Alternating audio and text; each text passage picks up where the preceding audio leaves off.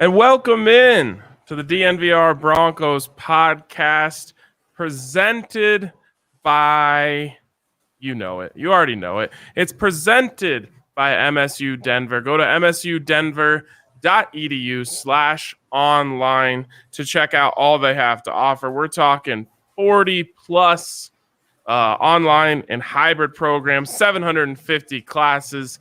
But guys, we don't have too much time to talk about all that because the Broncos are back. They're back, baby. Oh, boy. Training camp 2020 officially underway. I'm so pumped. This is awesome. And as you can see, our very own Andrew Mason coming to you live from the Broncos practice fields at Dove Valley. Mace had the opportunity to take in the very first training camp practice of the year. And so, Mace, without further ado, let us know, how did it go? Well, the headliner's Jeudy, and Kareem Jackson Shocking. will get into what he said as this broadcast goes on. But the best thing you can say is that if you've been watching the little clips that Jeudy has posted on social media, seen some of the clips posted by the Broncos, and, of course, watched the film at Alabama, then you know what? I'm going to take the mask off. I'm outside. What the heck?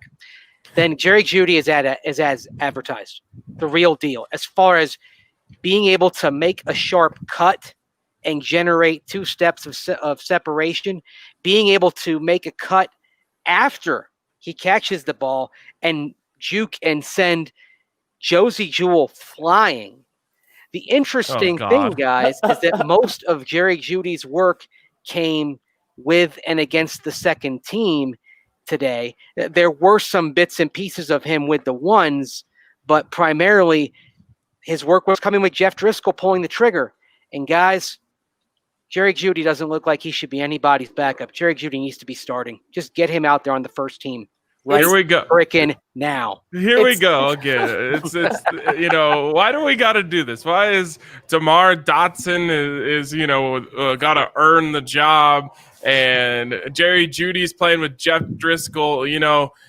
Playing players with backup quarterbacks is a bad idea. Just ask Theo Riddick. So let's stop wasting time here and put Jeudy where he belongs. It's unfair. It's unfair to do that to the second team defense. You're not only putting a first-round wide receiver out there, but you're putting the best wide receiver in a historic wide receiver draft class out there against second teamers. Why you got to do that, Vic? That's not nice. It only makes your defense, your second teamers, look not very good. And after practice, though, Vic did have good things to say about Jeudy. So I think that quickly we'll be seeing Jeudy with the first team where he belongs. Yeah, I would hope so. Let's just start the process. And the funny thing is, guys, it's not like KJ Hamler had a bad day. I would actually say KJ Hamler had the catch of the day. Ooh. Getting downfield, and Duke Dawson, I was actually surprised that Duke Dawson was step for step with KJ Hamler, and Jeff Driscoll with a nice throw out in front, and Hamler lunges, dives for it, brings it in. Maybe Jeff Driscoll's best throw of the day, because when you're in tight coverage like that, you've got to give the receiver some separation to prevent any chance of a pick. And so good play by Driscoll, but KJ Hamler laying out for the ball downfield.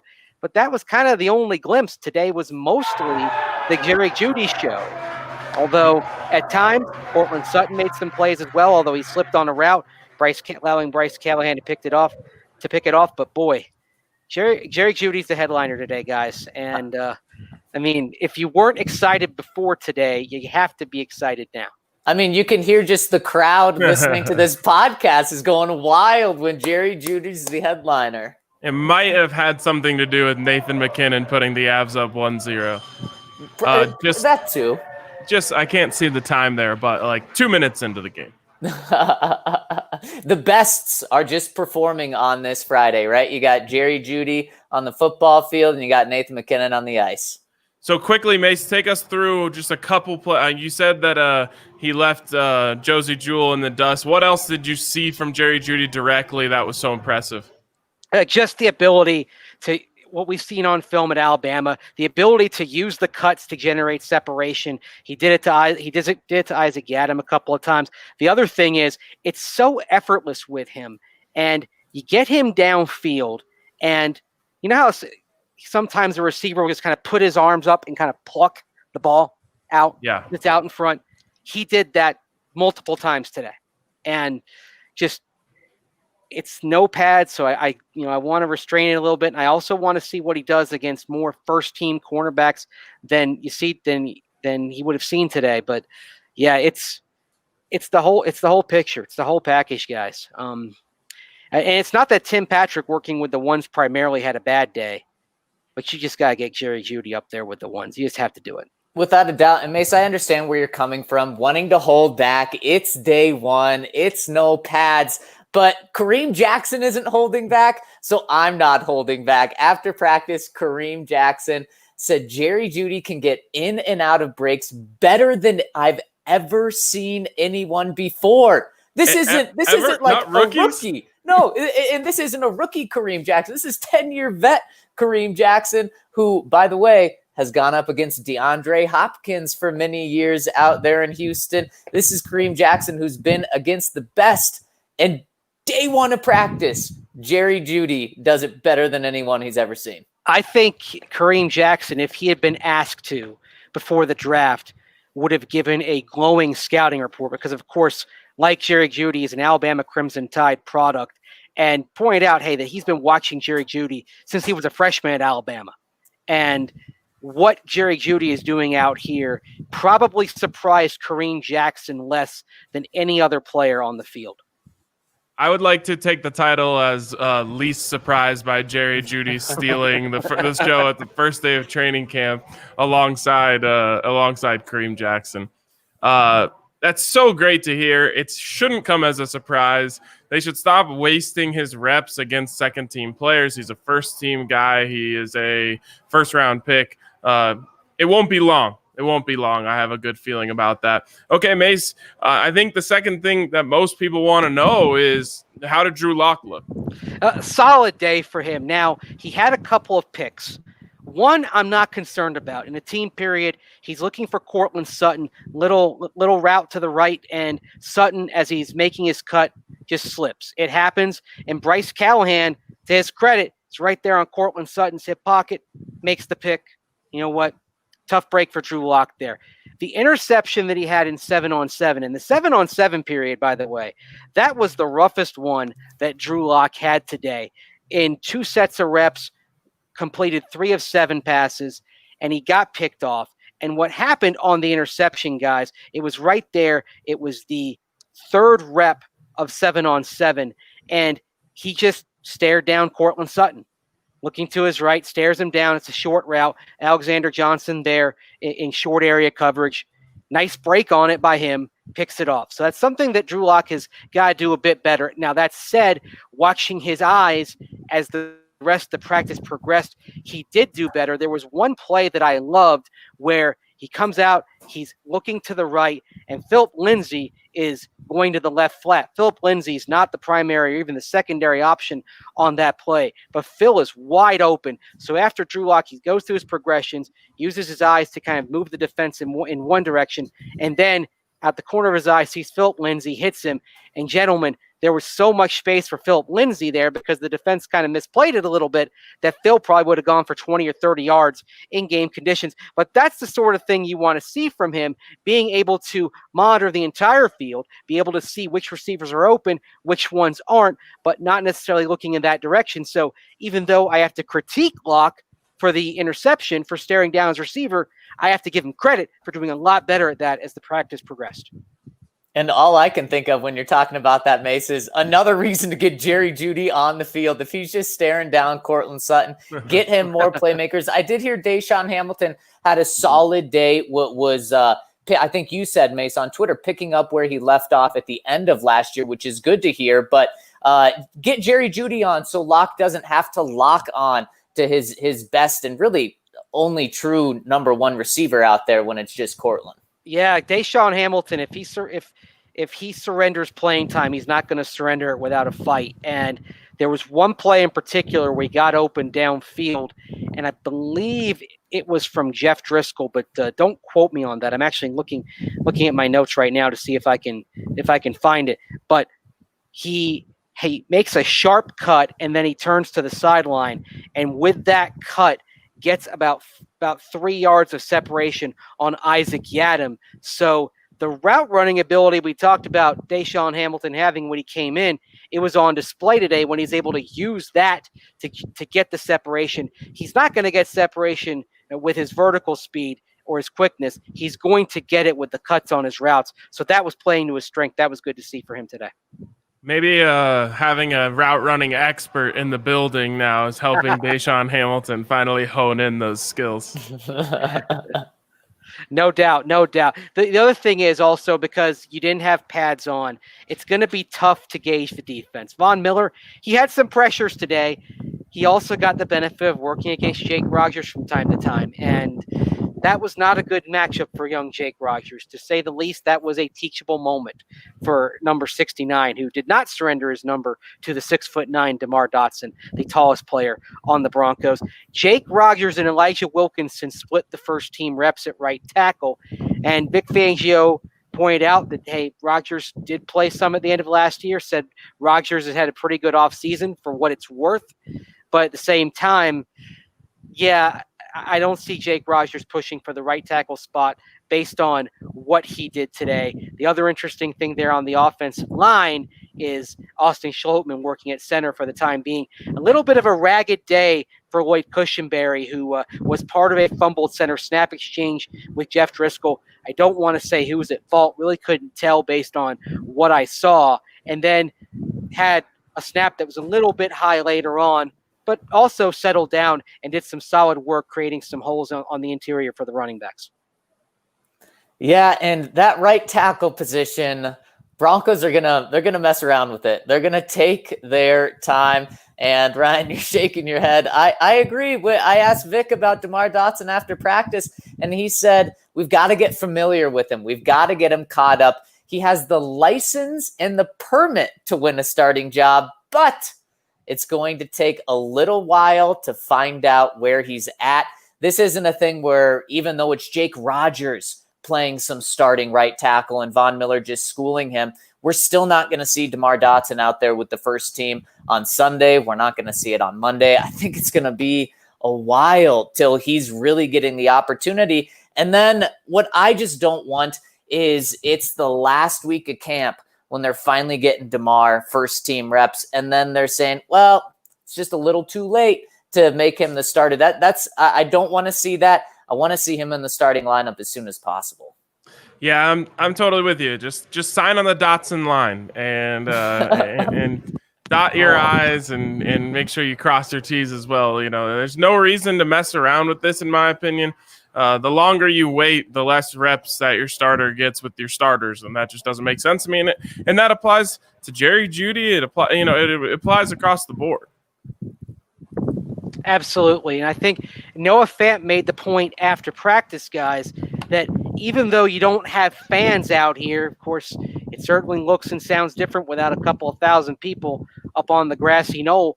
But Fant said, hey, it's kind of made up for the fact that you've got such a limited time to get ready for the season. So even though you don't have people watching, people cheering for big plays, you have the urgency coming from this looming deadline that is bearing down on the Broncos, with them playing in less than a month and only having, I believe it's going to be 14 padded practices to get ready. So, the time to mess around with the lineups, it's short. Even though the pads aren't on yet and go on next week, I think you got to start figuring out your lineup. And if someone is not going to make a legitimate charge for a starting role, make sure that they're out of the mix and that you're focusing on the guys that you expect to play. If DeMar Dotson is ready to go next week, I think you've got to start getting him at least some first team reps, at least have him splitting with Elijah Wilkinson. I totally agree.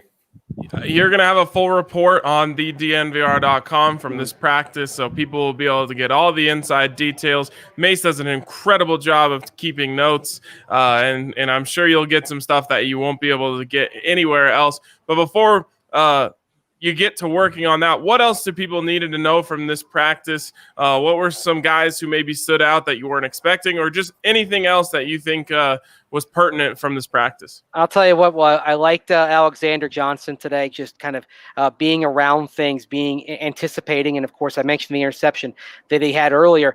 Derek Tuska, the rookie out of North Dakota State, was able to get some pressures throughout the day. Shelby Harris did the Shelby Harris thing, knocking down a pass. Actually, it was kind of a perfect summation of what you might see from this defensive line with Jarrell Casey getting pressure from the interior. Shelby Harris then being in front of the quarterback, I believe it was Drew Lock, and batting it down at the line of scrimmage. So that's something that you want to see. And then you get toward the end of practice. There was a tip drill interception by Trey Marshall downfield. After the ball went off of KJ Hamler's hands, he had Isaac Yadam in coverage, and then some promise at the end of practice.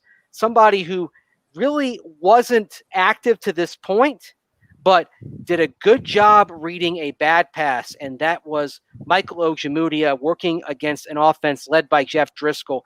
Driscoll just missed. Maybe it was maybe it was the wrong route. Maybe it was something else going on. But the pass was short. He was looking for Jerry Jeudy downfield, and Ojemudia read the flight of the ball, got himself in position, made the pick downfield. The funny thing is, guys, toward the end of practice, I realized I haven't noted anything on Michael Ojemudia. He had not done anything that had really jumped out to that point. It was good to see him change that there at the end. I love that. You got your first round pick, your second round pick, and your third round pick all making plays on the very first day of practice, when this is supposed to be a year, or could be a year, where you have rookies taking a back seat because there hasn't been the offseason work, a shortened training camp. So I love to hear that.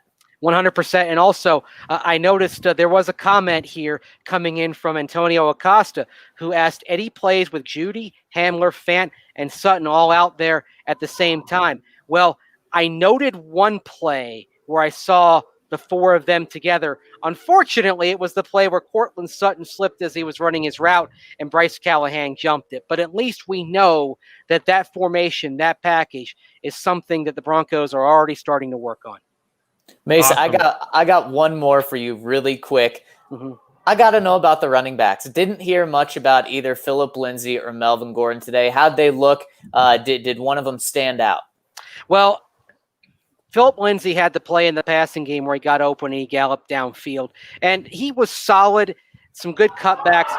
Melvin Gordon looked really good. I don't want to say if Phillip Lindsay looked bad. I thought they both looked fine, and the way they were being used today, if that carries over to the regular season, that's a 1 and 1A arrangement that we saw today, not a 1 and 2. And I think that's really crucial to note. But Melvin Gordon, the thing that jumps out about him is that he's that one cut and go, and it's really a decisive cut. And if you give him that hole and he's got some space, he's got a little uprightness to him, but that also means he's got a nice long stride and can get a lot of yards in a hurry. And the thing that I noted in my text edit file is that there's a lot of decisiveness and authority to how Melvin Gordon was running today. And when he's been at his best, that's what we've seen from him, going all the way back to his days galloping behind some great offensive linemen at the University of Wisconsin. You knew I had to get that in. All right, Mace, I've got one for you, and you're going to hate this. Based off one practice, like after the first game of the season, they always say like way too early judgments from the first game of the season. Give me the hot take, way too early hot take from the first practice about the Broncos. The way too early hot take. Well, are we talking about an individual or the team as a whole? Can be anything. Okay. I don't think Isaac Yadam is going to be the number 3 corner when all is said and done, even though he came out there as number 3 corner. When the Broncos went into the team period for the first time, he was there as a third cornerback. I don't think he ends up handling that role. there were some glimpses from Devontae Bosby today. Even on the play where Duke Dawson got beat by KJ Hamler, it was a great catch by Hamler, and Dawson was right there step for step with him.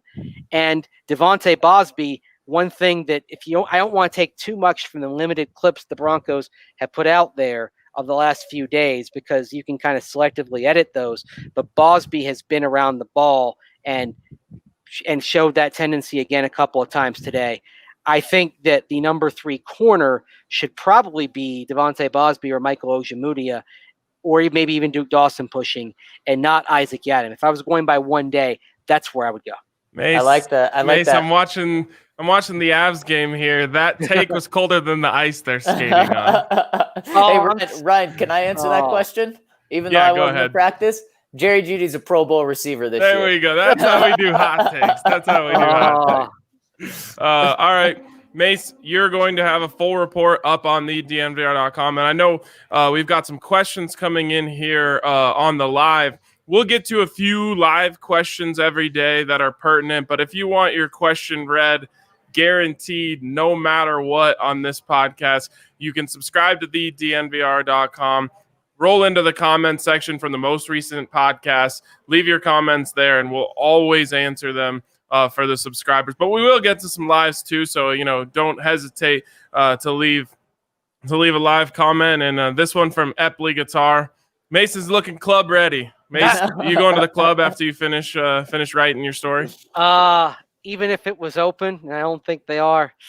I don't know. I think I may look club ready, but this is also kind of classic dad swag with the sunglasses and the Hawaiian shirt. The thing is, I got real lazy today. I can't quite get myself out of quarantine mode, so I'm still wearing just workout shorts. I'm not wearing actual shorts with a belt today. I'm still going elastic down below.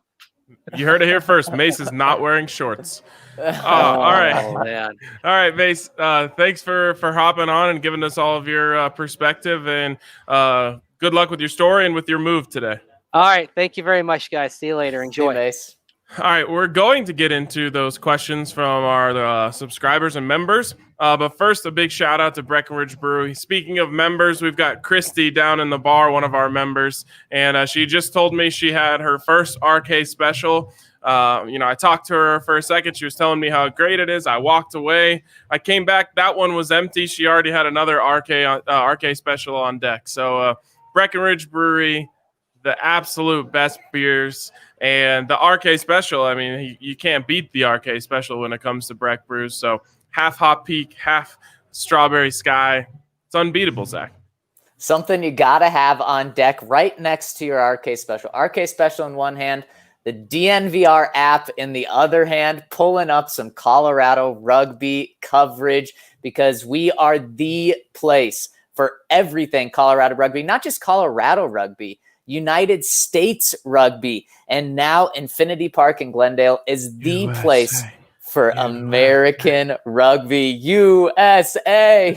Exactly, Ryan. And our reporter Colton Strickler is keeping you up to date with everything American rugby at DNVR Rugby, thednvr.com. Check out the rugby coverage. Not only that, but check out the DNVR Rugby podcast. Colton's doing a great job breaking down everything in the sport of rugby and what's going on in America, but also breaking down the game itself, which is huge for right now. There's so much sports going on, but you can pack another one in there. So check him out on Twitter, DNVR Rugby. Check him out on podcast, DNVR Rugby. And, of course, at thednvr.com, rugby. And then make sure you got a nice cold RK special in the other hand.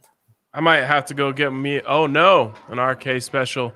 The Coyotes just tied the game. No. It's all right. It's all good. It's all good. We'll get another one.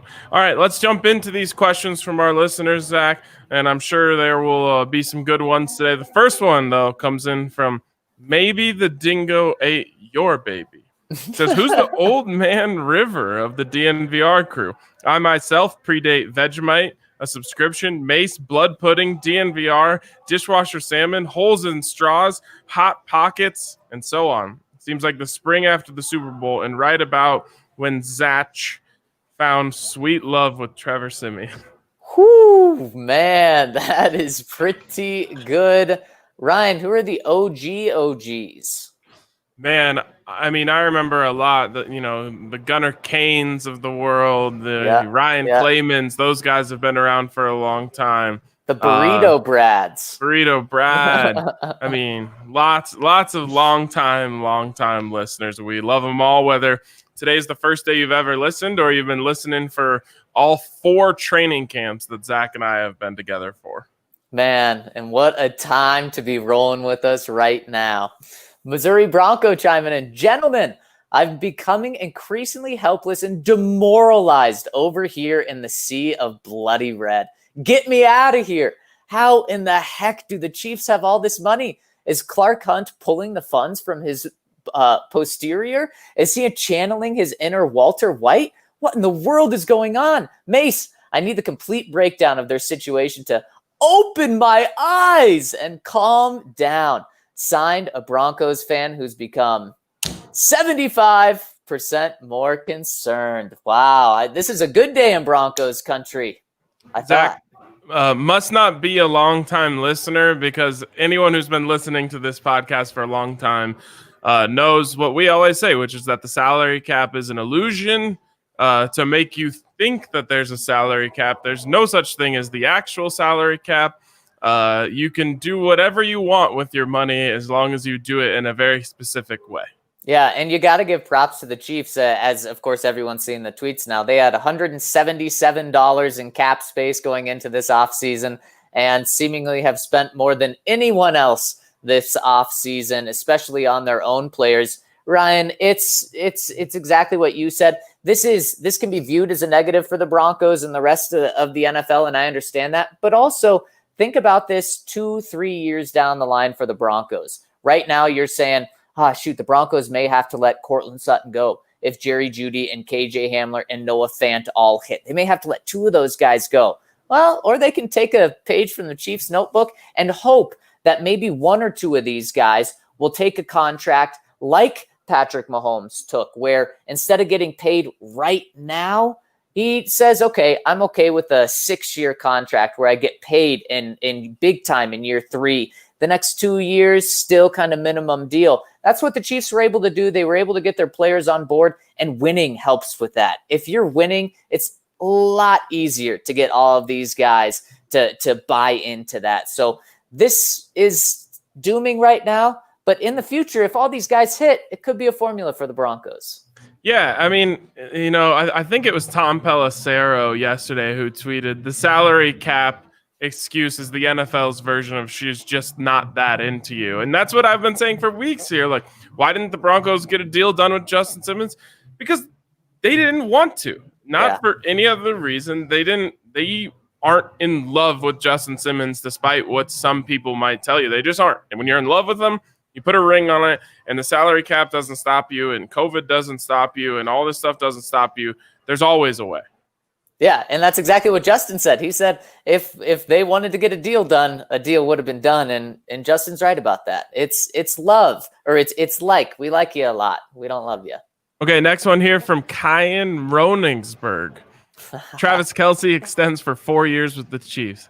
Guys, does this nightmare offseason ever end?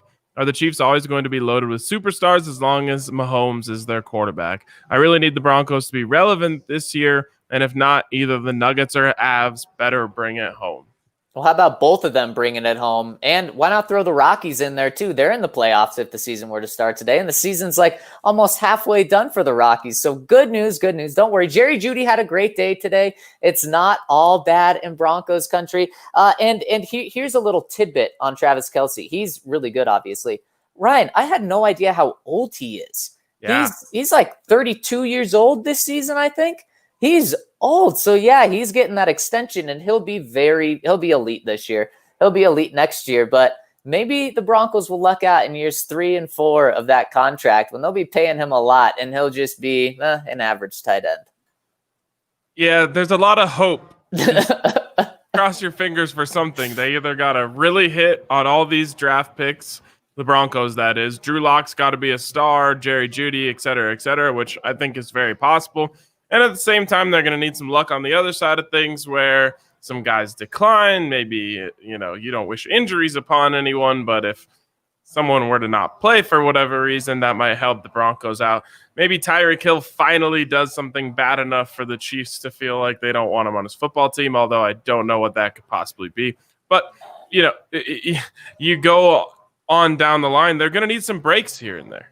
Yeah, they certainly will. And Ryan, you put it best a couple of weeks ago.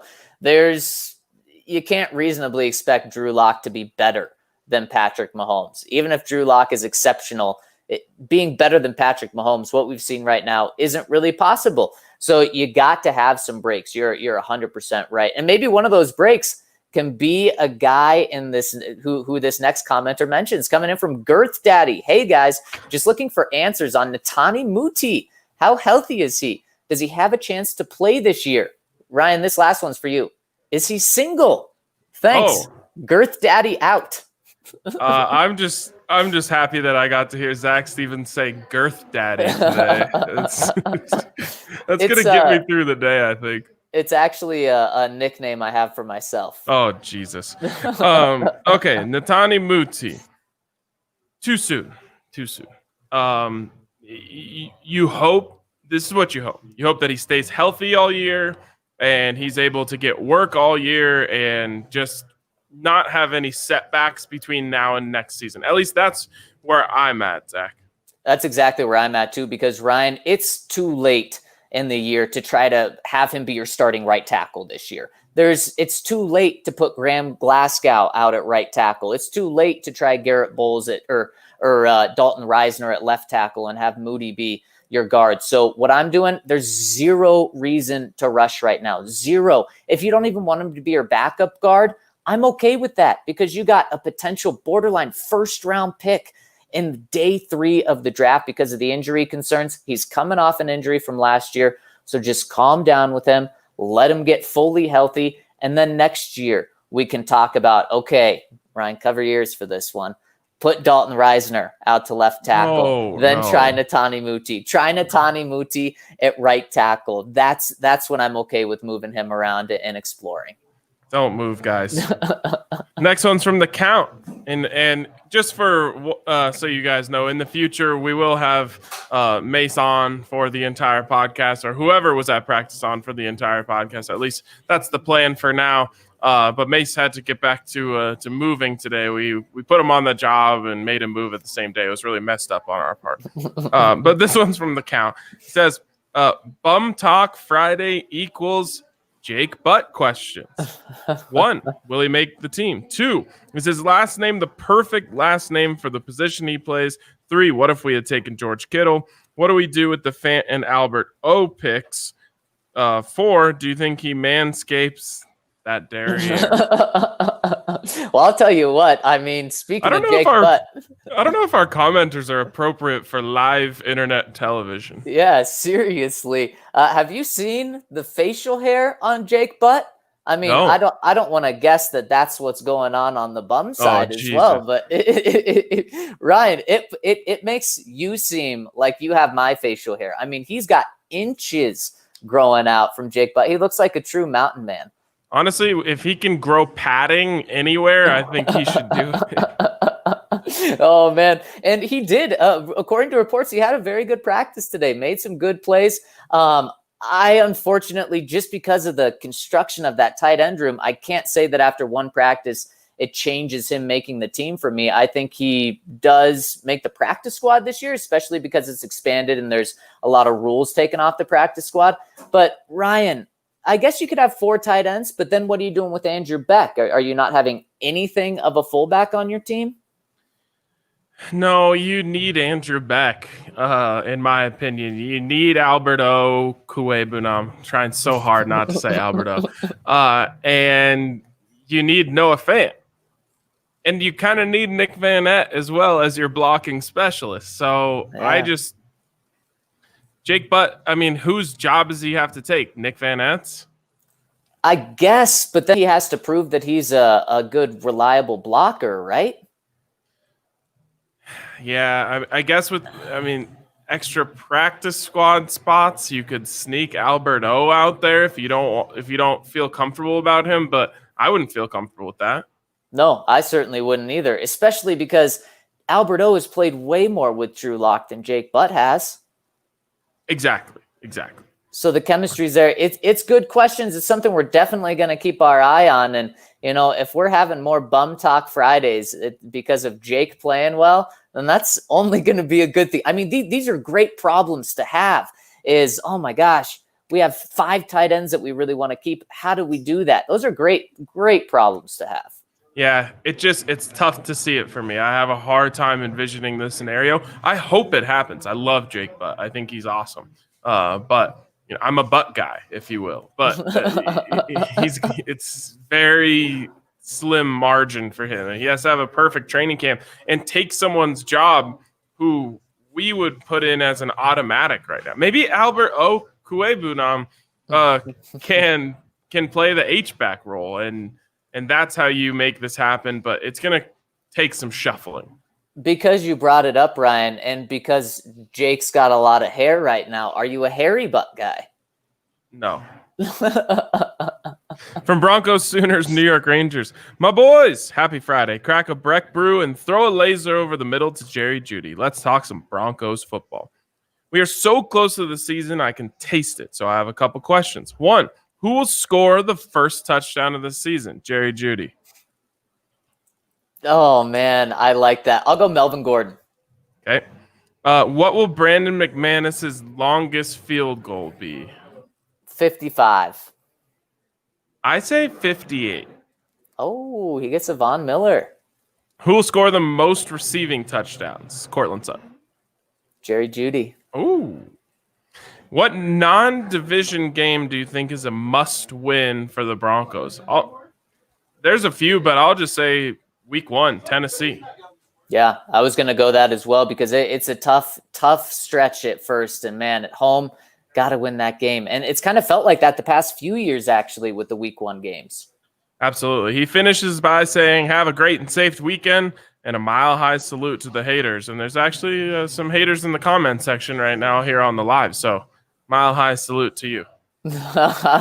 We appreciate Chiefs Kingdom listening to the Broncos podcast. It's on the rise. The Broncos are on the rise right now. So thanks for tuning in, Chiefs. You click in on this stream, that's a little more money from our advertisers. So thank you. Butch Cassidy chimes in and says, if you haven't yet, please tell me how Callahan and Boye looked today.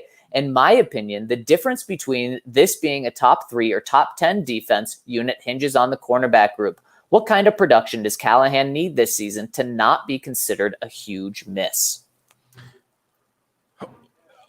Heavy production from him to not be considered a big miss. Look, he is, in my opinion, arguably the best corner on the team when healthy. I know he had the interception that we mentioned earlier, that Mace mentioned earlier today. So I think the early reports where he had a pretty good practice. I got to be honest, Zach, I didn't see or hear much about AJ Boye. No, I didn't either. And maybe that's a good thing because you don't really want to hear about your cornerbacks unless they're getting an interception. But on the other side, Drew Lock was connecting with Cortland Sutton often. And yeah, Bryce Callahan was playing on Cortland specifically when Cortland fell and Bryce got that pick. But was that happening on Cortland Sutton? I'll be out there, or on AJ Boye. I'll be out there on Sunday, and that's certainly something I'll be looking for is to see Boye. Yeah, again, this is the interesting part of us alternating day by day. You can take notes. Oh, didn't hear much about AJ Boye. Oh, heard Jeudy was amazing. That's going to happen every day. But, you're going to be able to react to what you heard or, just as important, what you didn't hear on a day. It's probably not good if we don't hear anything good about AJ Boye through a few practices. I hate to make much of 1, even 2 practices, but 2 practices turns into 3, turns into 4. Last year we had Connor McGovern missing a snap in like 14 straight practices. After 2 practices, you didn't think that was a problem. After 14, you were a little worried. Yeah, exactly. And in terms of how important Callahan and Boye are to this defense, I couldn't agree more with Butch Cassidy. If both of those guys ball out, this is a top 5 defense touching wood, as long as Bradley Chubb and Von Miller stay healthy, this is a top 5 defense if those guys are great players like you expect them to be. And if not, if you have a huge hole at 2 cornerbacks, even with Von Miller, Bradley Chubb, Kareem Jackson, and Justin Simmons, it's hard to say that they're going to be a top 5 defense. Yeah, absolutely. No matter what they do, they're going to have to make sure the grass is nice and trimmed out there at Dove Valley, and maybe they'll use the lawnmower 3.0, or maybe they'll just use their mowers. But they could use the lawnmower 3.0 to trim the grass out there, and you can absolutely use the lawnmower 3.0 from Manscaped to trim your grass. Also, Zach, when I go out to training camp, I notice that there's not much shade for the media, which means it's going to be hot out there, which means you are absolutely positively going to need some crop preserver before you head out there. Probably some crop reviver when you get home. So check out all the products from Manscaped. I've yet to use one that wasn't at the very least game-changing, but potentially life-changing. Sorry, Ryan, just got done sipping on some Strava Craft coffee to power me through this podcast, and the live viewers can see I was literally drinking Strava Craft coffee right there, and I've got myself hooked on that subscription. And of course, if you're a first-time user of Strava Craft coffee, use the code DNVR20, that magical code, to get yourself 20% off Strava Craft coffee, which is delicious coffee, and it's CBD infused, which helps with aches, pains, headaches, migraines. Or if you're like myself and those coffee jitters hit you pretty hard, the CBD helps relieve those coffee jitters so that I'm not all jittery on this podcast. You're always jittery. But if you've used that magical code DNVR20, make sure to go and subscribe to Strava Craft Coffee, because you'll get 20% off every single time that you order from Strava Craft Coffee. So make sure to check out Strava Craft Coffee, subscribe to them, and make sure to try the Strava Craft Cold Brew at the DNVR bar. Maybe that right before your RK special. Everyone knows I'm a 2 coffee guy, and it's just about second coffee o'clock. So as soon as we're done here, I'm going downstairs, getting myself a Strava Cold Brew right on, just on tap. Like, there's something even better about getting your coffee on tap. And then you go right into an RK special right after that. Next one here is from Onion Town Links. He says, okay, I asked for RK back, and then Mace disappears. And this happens. My guys, come on now. Biggest storylines and nothing to be said about backup quarterback? What could change Jeff Driscoll being the second team? Brett Rippon having a Case Keenum-ish training camp? What is the outcome if this happens? 3 QB roster? I doubt it. But then again, I'm no kind of expert. Thanks for your time, and have a great day. Links. Yeah, I mean, if Mace was on yesterday, then it certainly would have been talking about backup quarterbacks as the most important storyline heading into camp. Ryan, Jeff Driscoll's the backup. Yes. I mean, something crazy.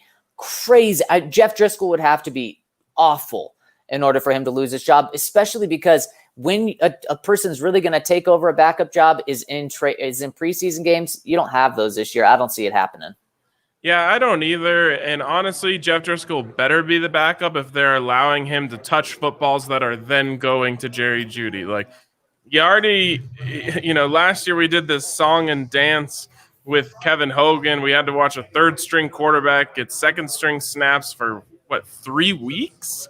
Yeah. Do not waste people's time with this, and they're not going to, at least with the backup quarterback position. Jeff Driscoll is your backup. He's being paid to be so. Brett Rippon I would say he would have to play so well that the Broncos wouldn't have a choice but to keep him on the roster. But no one's going to be able to see anything. So you don't have to worry about another NFL team saying, hey, we're going to go scoop Brett Rippon off the practice squad. It's going to be a 2 QB roster, Drew Lock, Jeff Driscoll, with Brett Rippon on the practice squad. Yeah, I mean, he'd have to really rip right through Jeff Driscoll in order to get that spot. Nice. Solid. Puget Sound Broncos says, training camp day. Oh, how I've been waiting for this day to come. Thank you, gentlemen, for your outstanding coverage, and I can't wait to soak up all the content you guys will be putting out for the next month. Take care, and have a great weekend. PSB. We can't wait to be putting out this content for you. Doing these live pods is so much fun, and we're so pumped that you're rolling with us. Yeah, it's amazing to have you guys rolling with us. Like we said yesterday and the day before on the pod, we'll be doing these live pods every day after training camp to bring you guys the fastest training camp information you could possibly get. I think we probably went live and started talking about what went down at camp as fast, if not faster, than anyone else. So we want to get you great information. We want to get you it as fast as possible, and that's why we're doing these pods every day live. Yeah, next one's from without a doubt. Oh, next one's from Mr. Bezos. Broncos are back. Question for y'all. Might need Mace for this one. Don't have Mace. Were the offseason long individual awards like Comeback Player of the Year, Defensive Player of the Year, or MVP in the shortened NFL seasons? Yes, of course. I think no matter the season, you're going to get all those awards. If there's a one-game season, you should have those awards. And then he says, P.S. Do we need a promo code or anything to get that sweet shirt and mask combo when we our subscription? I plan to resubscribe soon. That deal's for new subscribers only. I'm sure you got a good deal when you got in. We got to change up the deals now and then, but yeah, that one's for new subscribers. And if you're listening and you want to become a member at DNVR.com, which gets you all sorts of benefits, you can do so. And yes, when you sign up, you will get a free shirt and a free mask so you can look fresh and be safe. The other Ryan chimes in and says, my boys, happy start of training camp live podcast, bum talk, feel good, fired up Friday. Man, it's got it all today, doesn't it, Ryan? Sure does. I'm going to keep things perfectly pithy today with a thank you to each of you for getting us through what has been a turbulent, unpredictable offseason. Well, thank you so much, the other Ryan. We really appreciate you rolling with us. We know no other way. Exactly. My question for today is, did Isaac Yiadom receive any repetitions at safety in practice today? If not, do you think that he will? I think that safety may be a better fit for his skill set. Have a wonderful weekend. DNV Army, salute. I did not hear that, Zach. I do not expect that. And to be honest, I'm a big fan of a lot of things about Isaac Yiadom. His bulldog mentality, the way that he attacks the game. He works extremely hard. With that being said, this is definitely trending towards another failed third-round corner pick.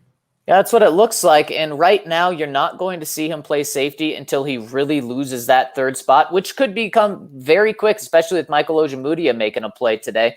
And then maybe when time is desperate, when he's your fourth, fifth, sixth cornerback on the roster, if it comes to that, Ryan, then maybe Vic tries to put him at safety, because we do know the Broncos are lacking safety depth, have a lot of cornerback depth, lacking safety depth. But then, Ryan, at that point, you're going to have like one more week of camp, 10 more days of camp. And I find it very hard for someone to switch positions and earn a spot on the roster 10 days left in camp. If he wants to switch positions, though, all he has to do is say he's uncomfortable running backwards, and he'll get a chance at wide receiver. It buys you a practice squad year somewhere, doesn't it? Yes, it does. From Chilango Bronco. Hey, guys, just watched the first Hard Knocks episode, and it made me think COVID is going to play a major role in which teams make it to January. I think the teams that show the greatest leadership and have a plan B or C are the ones that will have better chances. Let me explain. I saw throughout the episode Sean McVay having lots of trouble wearing a mask. That must translate to their players. And by not being a leader by example, his players may disregard the importance of wearing a mask themselves. And touch wood, they may have an outbreak. On the other hand, you see Anthony Lynn, who had COVID, being extremely observant on mask wearing and protocol following. This is going to be crucial. How do you see the Broncos in this regard? I'll have to tell you once I'm out there, I know that, we've seen Drew Lock in pictures walking in wearing his mask. It seemed like the Broncos have been good with mask protocols, but I can't say anything for sure until I'm out there. Honestly, I've been surprised seeing pictures these past couple of days when the Broncos have been practicing, and a lot of the players have masks on when they're practicing. Obviously not when they're wearing helmets, but that has really surprised me, and I've been pleasantly surprised by that. So it seems like all good things coming out of Broncos camp. And Ryan, the stats that we can point to says the Broncos are doing a fantastic job. Andrew Beck did get COVID, was placed on the COVID list, still isn't fully back, although he's back in the facility. But he's the only one. He's the only Broncos player, and that he tested positive on his way in. So it's not like he had been hanging out with guys before doing things he shouldn't have been once he was in the building. So far, so good. Yeah, absolutely. One quick note I want to mention is as we're taking these pods live, we're probably going to enforce the short comment rule a little more. So try to keep it to one question, one comment, keep it around a paragraph and not just like one super long paragraph. You know what I'm saying? 3 to 4 sentences is probably what we're looking for just because we're live. It's a little bit of a different pace to the show. And if you want to write a novel there, go ahead, but leave us at TLDR at the beginning so we can get to it right away. And then if other people who are in the comment section want to read those, they absolutely can. But TLDR is our friend in training camp. Or as we like to call it, bloof. Bottom line up front. Exactly. Low Country Bronco chiming in. Guys, listening to the KJ Hamler talk, watch last year's Penn State OSU game. You have to figure his speed combined with Locke's arm. It's not possible. That doesn't work. He may not have the body, but it doesn't matter if no one can catch him. Not many corners can hang with McCall Hardman or Tyreek Hill. Let's face it, Hamler has the world-class speed. When you have KJ, Cortland, and Jeudy on the field at 1, 2, 3, there is nothing in terms of passing offense that cannot be accomplished. Personally, I'm shocked if the depth chart doesn't reflect this. I can't wait to see this team in action. My only beware concern about KJ is his slight history of drops. Low Country Bronco. Yeah, you definitely want to see him get his hands shirred up. I think we're maybe being a little too bullish on just saying anything can be accomplished. But on the whole, it's true. Just maybe not this year. You have to expect a little bit of bumps in the road for these guys this year, but it's true. Drew Lock, gets criticized for not airing it out last season. He should be a lot more prone to airing it out now that he has 3 legit weapons, including 2 with sub 4.5 speed and Hamler with sub 4.3 speed. Exactly. And we're not even talking about the fastest tight end in the draft last year in Noah Fant, who ran the 4.5, or the fastest tight end in the draft this year, and Albert Okuwebunam. We're not even talking about those guys. So many weapons. And Noah Fant, after practice, was asked, you had a quiet day today. Are you concerned that you may not be a huge part of the offense or get a lot of balls thrown your way this year? And he said, no. The more the ball is being spread out, the less attention on me and the tight ends. And that's just going to mean that I'm getting better matchups. And that is the mentality that this team has to have to be successful. If they're going to be successful. Successful. There come the cheers. Avs take the lead again? Yeah, I think it was Kale from the point. Man, the superstars stepping up, just kind of like the beginning of the Broncos training camp. You got Jerry Jeudy, Drew Lock, Cortland Sutton, all stepping up. Don't you just love the sound of a crowd erupting? It's amazing. Man, I've missed it. Missed it for so long. So great to hear. It was Kale from the point. I think someone might have got a stick on it. Let's see who it was. Jeudy. Oh, Tyson Jost getting a little touch in there. Playoff Jost. Oh, yeah. A Josie that wasn't getting much touch was Josie Jewell today getting burned. Look at that. We got people tuning into us on one screen, the Avs on the other screen. I'm tuning into you on one screen, the Avs on the other screen. Our listeners on another screen. On another screen. Just a never-ending stream of screens. It All right, really last one. It's a darn good time. Comes in from Avs Watch 22. Hey, DNVR Broncos gangs, reporters and commenters alike. It has been a couple weeks since my last comment, and I foolishly realized my subscription had ended, so I re-upped. Welcome back to the family. We got him again.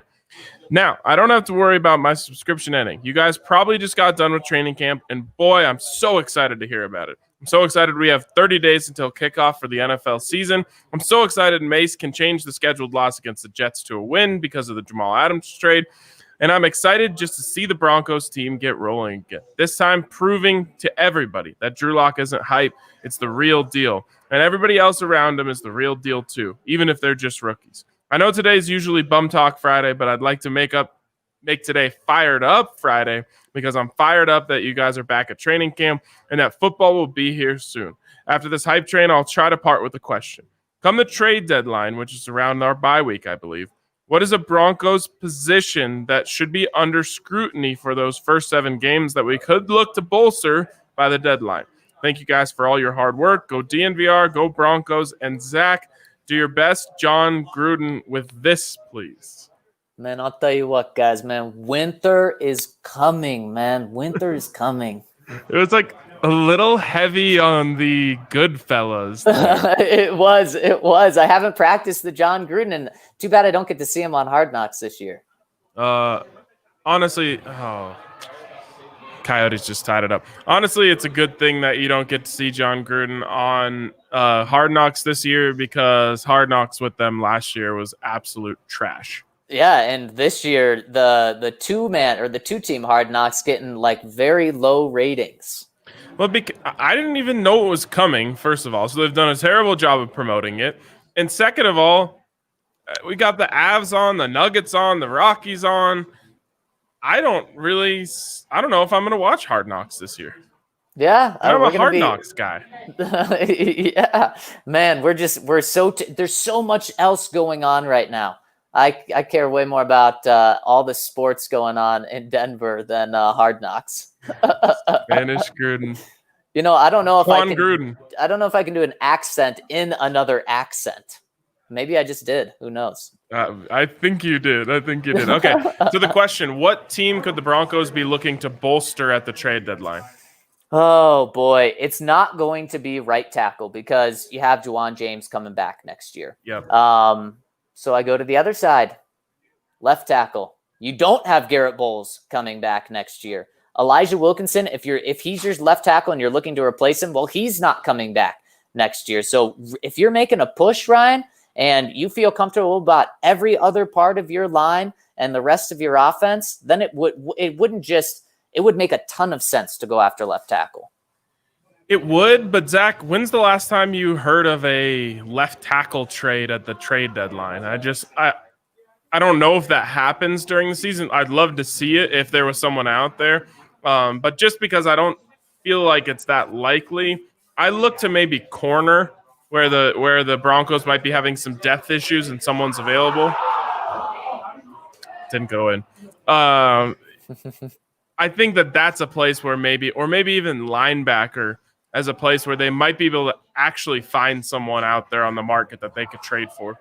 Yeah, I'm thinking the last big left tackle to be traded before the deadline was maybe almost Joe Thomas when the Broncos and John Elway tried to pull that off. Yeah, absolutely. Well, that does it for the comments. I want to first thank everyone who tuned in for our first training camp live. We really, really appreciate it. We'll be doing this after every single training camp practice throughout the entirety of the training camp season. And then we'll be rolling some of these lives into the season. You can get excited about post-game shows. You can get excited about maybe an NFL pre-game show, a little morning show. So a lot more live content coming to you as it relates to the Broncos and the NFL. But thanks to everyone who tuned in on this one. That's going to do it for us today. We'll be back with you on Sunday for the next Broncos practice, which Zach will be out. We're out.